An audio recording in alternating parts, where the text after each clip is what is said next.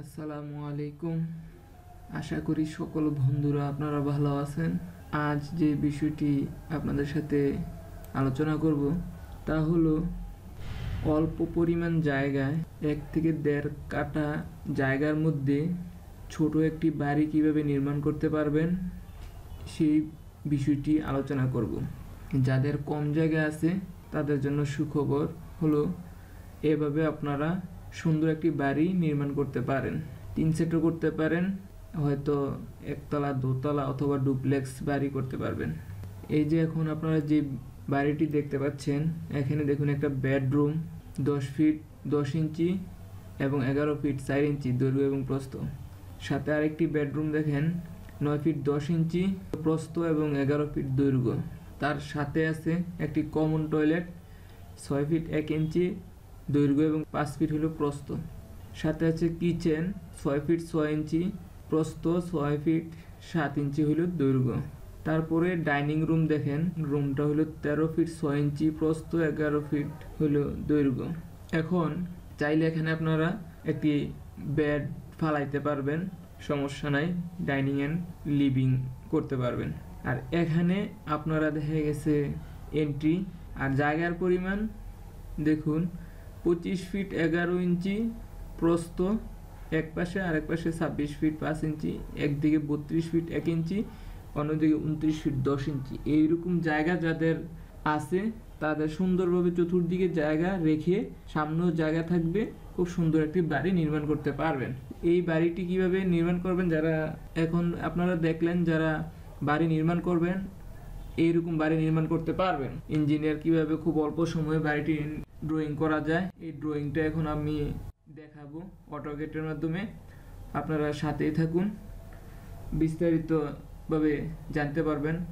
আর যারা বাড়ি নির্মাণ করতে চান, কত টাকা খরচ লাগবে বা ড্রয়িং যদি পেতে চান, তাহলে নিচে কমেন্টস করেন, আমার সাথে যোগাযোগ করিয়েন। এখন আমি ড্রয়িংটা করব, আপনারা যারা ড্রয়িং করেন অবশ্যই তারা দেখতে পারবেন কত সুন্দরভাবে ড্রয়িংগুলা করা হয়। এখন আমি অটোক্যাডে চলে যাব। প্রথমে অটোক্যাড ওপেন করবেন, ওপেন করার পর পেজ সেট আপ করবেন। যা যা সেট আপের ড্রয়িং যারা করেন অবশ্যই জানেন। সেট আপ করার পর আপনারা জায়গার পরিমাণ প্রথমে নিয়ে নেবেন, একটা এরিয়া নেবেন। এই এরিয়ার মধ্যে যে পরিমাণ জায়গা আছে ওই জায়গাটা অঙ্কন করবেন। অঙ্কন করার পর আপনি সবসময় খেয়াল রাখবেন বাউন্ডারির জন্য আমরা অলওয়েজ মিনিমাম 5 ইঞ্চি জায়গা ধরে রাখি। এখানে আমি ডাবল দিলাম। এখানে দেখুন আমার দৈর্ঘ্য 32 ফিট 1 ইঞ্চি আর প্রস্থ 26 ফিট 5 ইঞ্চি। তারপর অন্যদিকে দৈর্ঘ্য হলো 29 ফিট 10 ইঞ্চি, আরেক প্রস্থ হলো 25 ফিট 11 ইঞ্চি। মানে চারটা ডাইমেনশন সেম না, একটু কম বেশি আছে। পরিমাণ জায়গাটার মধ্যে দেখুন, আমরা যখন জায়গার পরিমাণটা বাহির করি তাহলে বুঝতে পারবেন কি পরিমাণ জায়গা। এই যে 808.98 স্কোয়ার ফিট জায়গার পরিমাণ, 720 স্কোয়ার ফিটে 1 কাঠা, তো প্রায় 1.25 কাঠা থেকেও কম জায়গা এখানে। তো এই জায়গাটার মধ্যে আমরা বিল্ডিংটি অবশ্যই করতে হবে। প্রথমে আমরা শুরু করলাম যে এক প্রান্ত থেকে।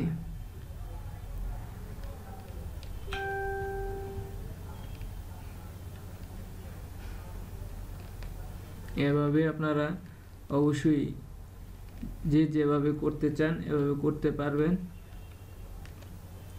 ঠিক দেখুন, এই অল্প সময়ের মধ্যে আমরা মোটামুটি একটি ফরম্যাট দাঁড় করে ফেলেছি ড্রয়িংয়ের। এখন আমরা মেইন দরজাটা দিয়ে দিলাম, তারপরে সকল দরজাগুলো আমরা দিয়ে দিচ্ছি। দরজা এবং রুমের সাইজ ঠিক এরকমভাবে আমরা রুম পেয়ে গেছি। পুরা এরিয়াটা আপনাদেরকে একটা দেখাই। এখানে আমাদের টোটালি জায়গার কতটুকু ইউজ হয়েছে।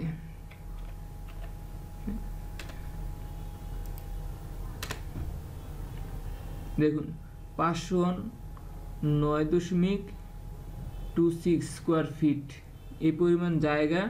808 স্কোয়ার ফিটের জায়গার মধ্যে আমার 509 স্কোয়ার ফিট জায়গা ইউজ করছি।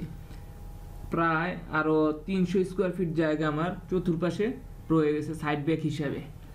এই জন্য 510 স্কোয়ার ফিট এখানে আমরা ফ্লোর দেখাইছি, কিন্তু 510-এর থেকে কম। সুন্দর একটি অল্প জায়গার মধ্যে 2টা বেডরুম, ডাইনিং অ্যান্ড লিভিং সেগুলো করতে পারবেন।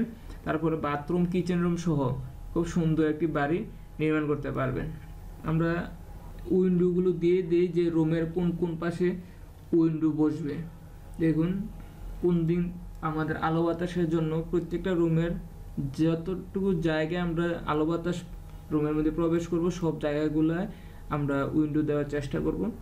তারপরে আমরা দেখুন এখানে আরেকটু করে আমরা এটা সাজাই যে কিচেন রুমে কিভাবে থাকবে, সিঙ্ক এবং গ্যাস স্টোভ, টয়লেটটা কোন দিকে হবে, তাহলে ডাইনিং রুমটা, বেডরুম 2টা। এখন দেখুন অবশ্যই একটু সৌন্দর্য বৃদ্ধি হয়েছে। তারপর আমরা একটা প্রেজেন্টেশন ফ্লোরটা আমরা রেডি করে ফেললাম। আরেকটু আমরা সুন্দর করার চেষ্টা করি।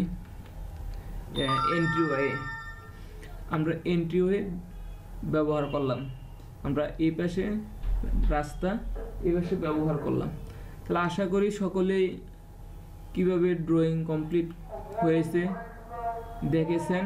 সকলকে শুভেচ্ছা জানিয়ে এভাবে যারা ড্রয়িং করেন, যারা বাড়ি নির্মাণ করে, সকল বন্ধুদেরকে বলবো আপনারা ইঞ্জিনিয়ারের পরামর্শ ব্যতীত বাড়ি নির্মাণ করিয়েন না।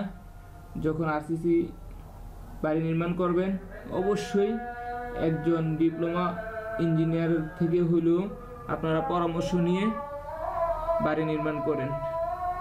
সকলকে ধন্যবাদ জানিয়ে শুভেচ্ছা নিরন্তর। আসসালামু আলাইকুম ওয়া রাহমাতুল্লাহি ওয়া বারাকাতুহু।